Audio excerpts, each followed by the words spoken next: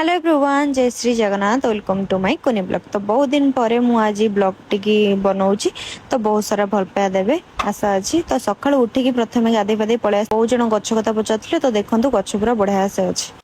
तापर आसिक मुझे ठाकुर पूजा करी आ ठाकुर पूजा कला बेले मोर आज गाँव कथा बहुत मन पड़ता।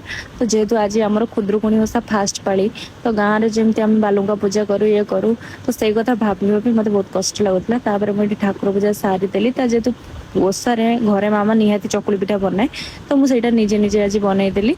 तो तापर जाइए रिलायंस मार्ट किणाकिणी करार। तो यही जिनसा जब किए जापार मत कमेंट सेक्शन में कहबो यहाँ कौन।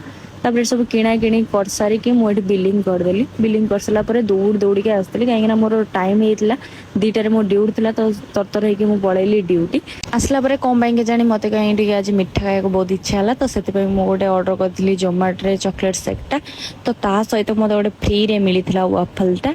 तो बाय वन गेट वन थी। देखुना चॉकलेट सेक सांगे स्ट्रॉ दबाक ही भूल जाते, तो मुझे जोगाड़ करदेली मो पानी बोतल काढ़ी स्ट्रॉ। तो बहुत टेस्टी थिला। आगुरी भी बहुत टाइम ये मगई मत बहुत टेस्टी लगे ये गुड़ा।